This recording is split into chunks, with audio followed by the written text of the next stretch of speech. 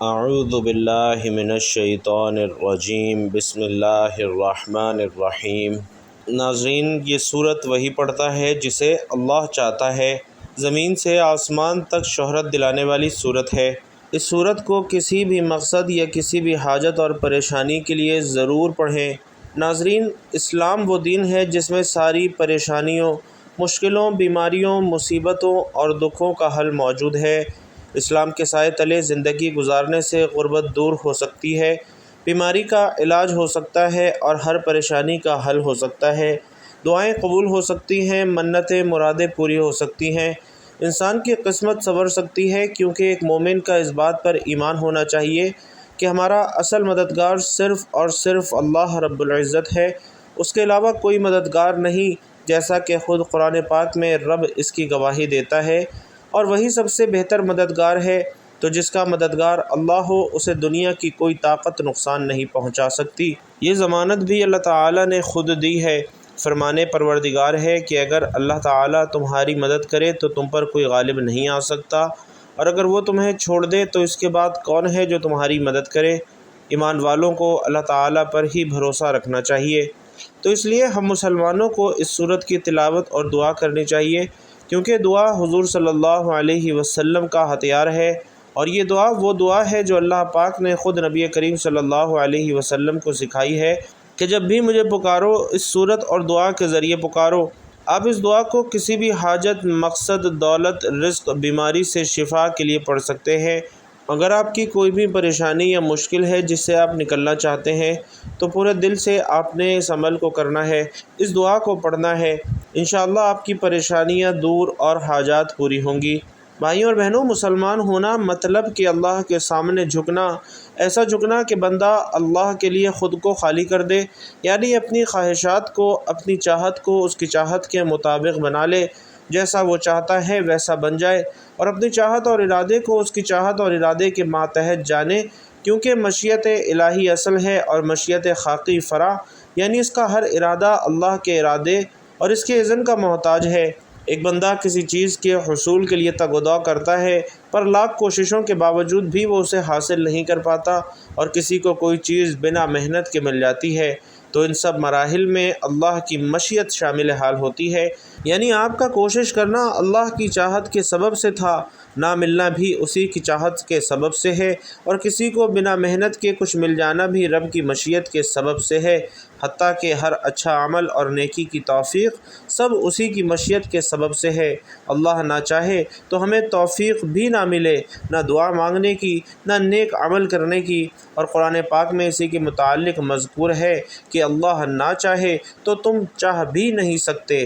سورۃ الکہف میں ارشاد ہے، اور ہرگز کسی چیز کے متعلق نہ کہنا کہ میں کل یہ کرنے والا ہوں، مگر یہ کہ اللہ چاہے، اور جب تم بھول جاؤ تو اپنے رب کو یاد کر لو، اور یوں کہو کہ قریب ہے کہ میرا رب مجھے اس واقعے سے زیادہ قریب ہدایت کا کوئی راستہ دکھائے۔ اسی طرح سورۃ الدہر میں اللہ پاک ارشاد فرماتے ہیں کہ بے شک یہ ایک نصیحت ہے، تو جو چاہے اپنے رب کی طرف راہ اختیار کرے، اور تم کچھ نہیں چاہتے مگر یہ کہ اللہ چاہے، بے شک اللہ خوب علم والا، بڑا حکمت والا ہے، وہ اپنی رحمت میں سے جسے چاہتا ہے داخل فرماتا ہے، اور ظالموں کے لیے اس نے دردناک عذاب تیار کر رکھا ہے۔ اسی طرح ارشاد ہے، اور تم کچھ نہیں چاہ سکتے مگر یہ کہ اللہ چاہے جو سارے جہانوں کا رب ہے۔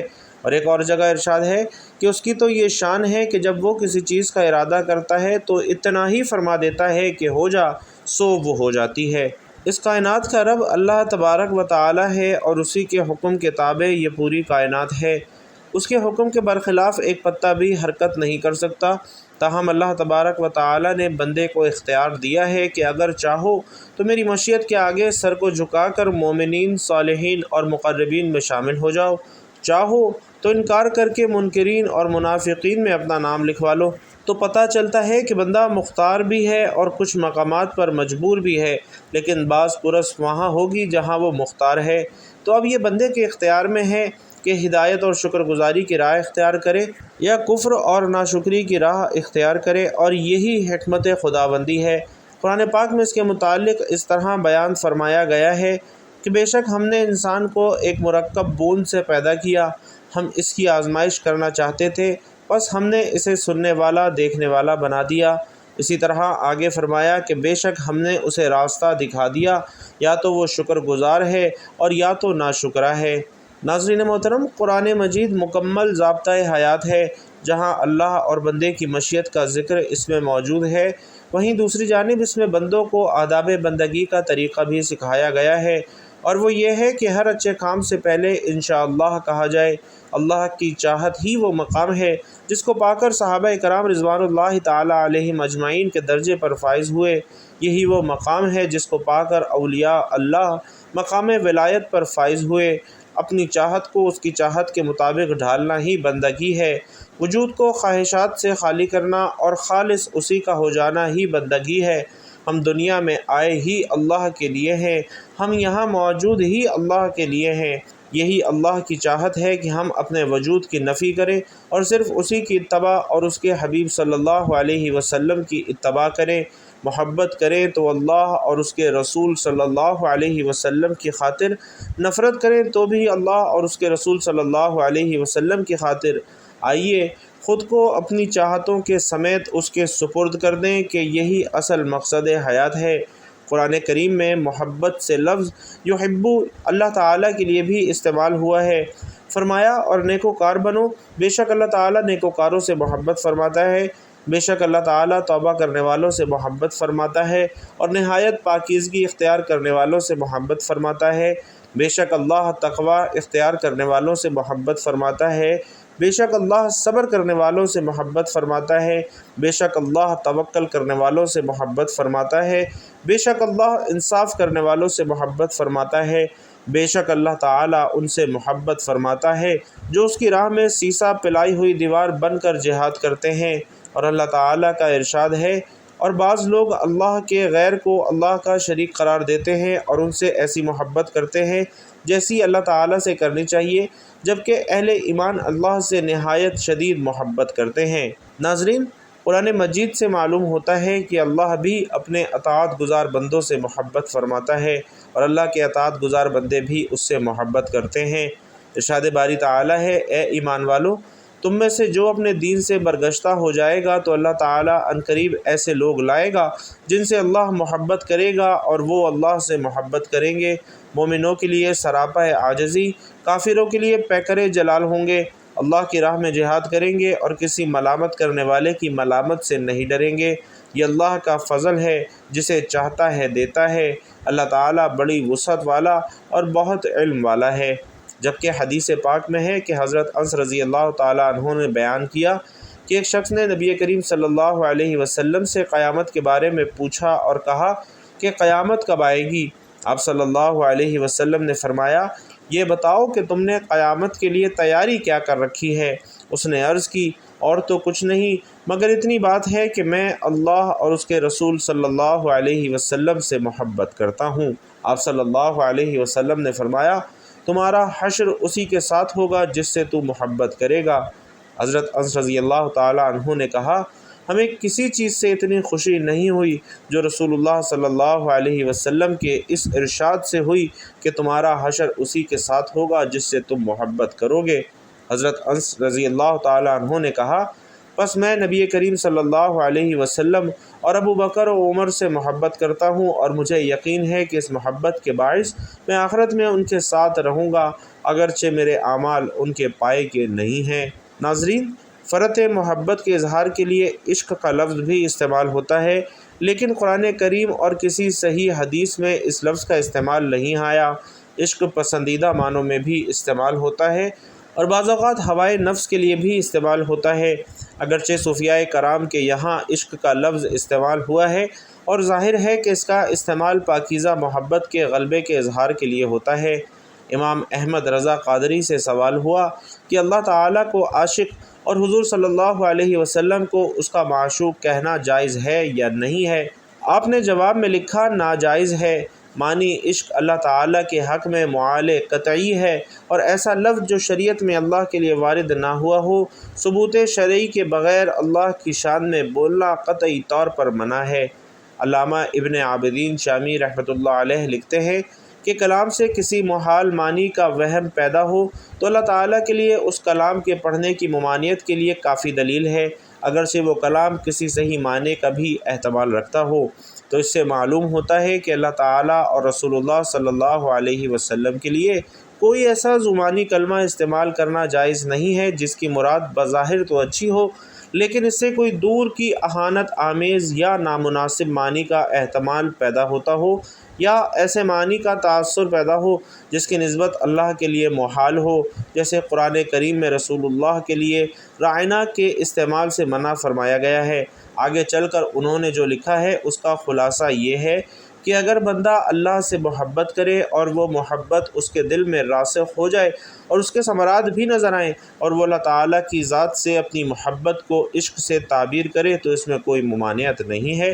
اور امام فخر الدین رازی نے اپنی تفسیر میں ایک روایت نقل کی ہے کہ حضرت ابراہیم علیہ السلام کے پاس ملک الموت روح قبض کرنے کے لیے آئے تو انہوں نے اس سے کہا کہ کیا آپ نے دیکھا ہے کہ کوئی دوست اپنے دوست کی جان لے؟ تو اللہ تعالیٰ نے انہیں وحی فرمائی، کیا آپ نے دیکھا ہے کہ کوئی دوست اپنے دوست سے ملاقات کو ناپسند کرے؟ تو حضرت ابراہیم علیہ السلام نے فرشتہ اجل سے فرمایا کہ میری روح قبض کر لے۔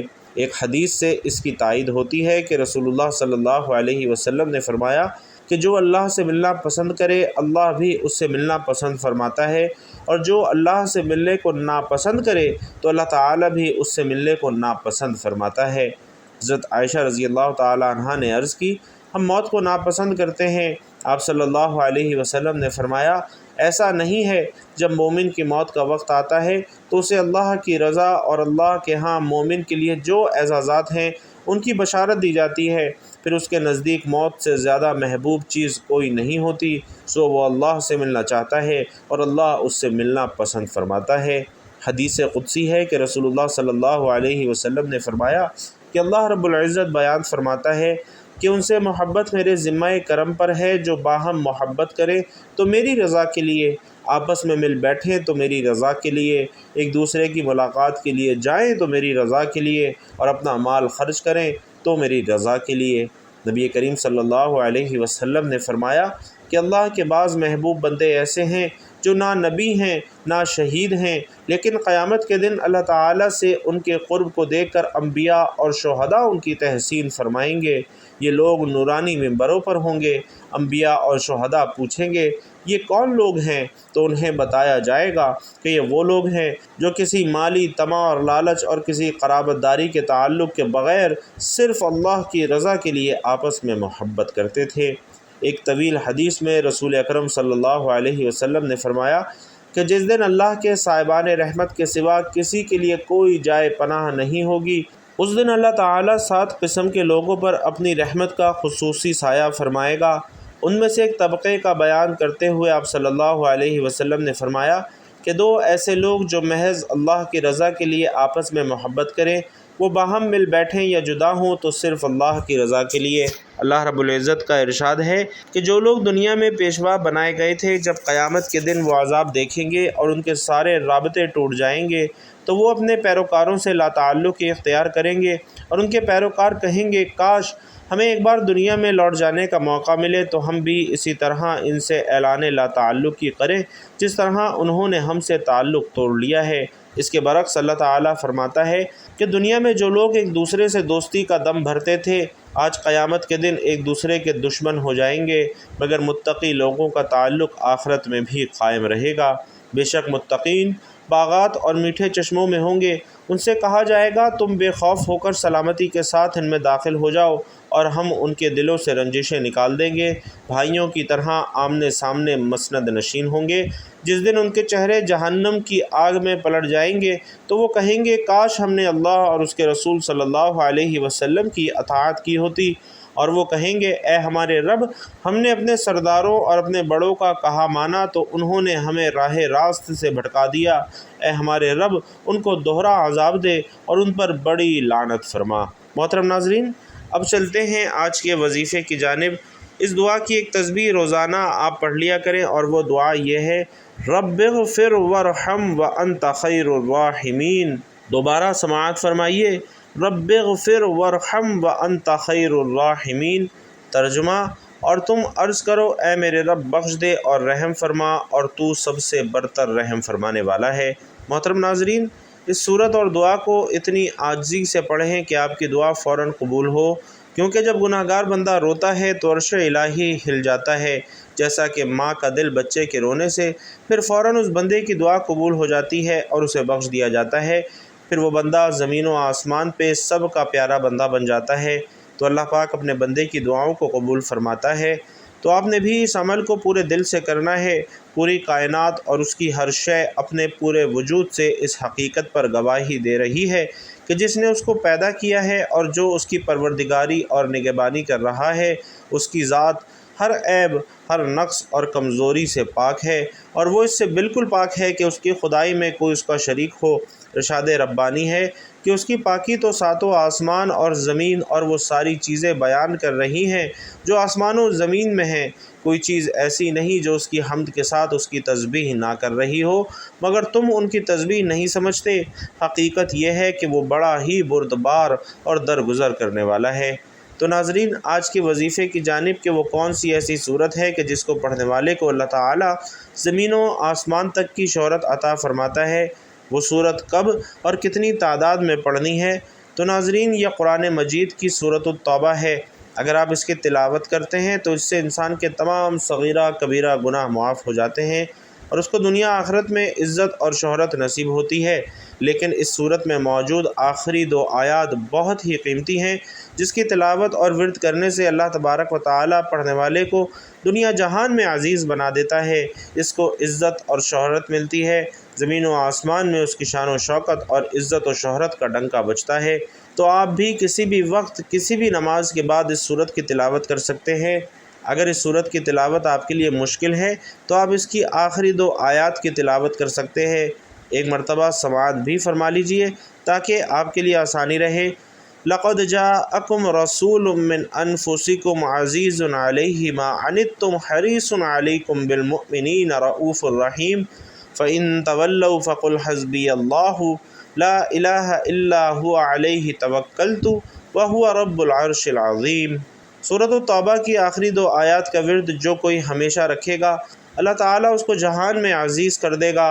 ان آیات کے اندر تسخیر ہے، اللہ عز و جل اس کو عزت، شان و شوکت، برکت، وسعت اور جلال، جبروت اور وجاہت عطا فرمائیں گے۔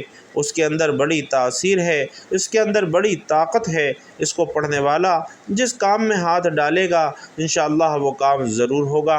امتحان میں پاس ہونا ہو اور اعلیٰ نمبروں کا لینا ہو، کوئی کام کروانا ہو، کوئی مشکل اٹکی ہوئی ہو، کہیں مقصد کو پانا ہو، کیسا بھی جائز مقصد پانا ہو، کہیں منزل کو پانا ہو، کہیں مشکل کو پار کرنا ہو، ان آیات کے پڑھنے والے کے لیے پھر یہ کوئی مسئلہ نہیں ہے۔ تو ناظرین، آپ کسی بھی نماز کے بعد اگر صرف ان آیات کی تلاوت کرنا چاہیں تو صرف 7 مرتبہ ان آیات کی تلاوت کر سکتے ہیں۔ اگر مکمل صورت پڑھنا چاہیں تو کسی بھی نماز کے بعد 1 مرتبہ یا کسی بھی وقت دن میں 1 مرتبہ اس صورت کی تلاوت کر سکتے ہیں۔ اس صورت کی تلاوت کرنے کے بعد آپ نے اللہ تعالیٰ سے اپنی حاجات کے لیے دعا مانگنی ہے۔ اللہ تعالیٰ آپ کی دلی خواہشات کو پورا کرتے ہوئے زمین و آسمان میں آپ کو عزت اور شہرت سے نوازیں گے۔ اللہ تعالیٰ سے اپنے لیے اور آپ سب کے لیے ہر گناہ اور خطا کی مغفرت طلب کرتا ہوں، آپ بھی اسی سے مغفرت طلب کریں، بے شک وہ بڑا بخشنے والا، بڑا مہربان ہے۔ اللہ تعالیٰ ہم سب کی جائز حاجات کو پورا فرمائے۔ میرا سنانا اور آپ کا سننا اپنی بارگاہ میں قبول و منظور فرمائے۔ جو مانگ سکے وہ بھی عطا فرمائے، جو نہ مانگ سکے وہ بھی عطا فرمائے، آمین یا رب العالمین۔ ناظرین محترم، آخر میں آپ سے گزارش ہے کہ اپنے رزق میں وسعت، برکت اور کشادگی کے لیے اللہ تعالیٰ کا ایک انتہائی طاقتور صفاتی نام یا رزاقو کمنٹ باکس میں ضرور لکھتے جائیے گا۔ اللہ تبارک و تعالیٰ آپ سب کا حامی و ناصر ہو، آمین یا رب العالمین۔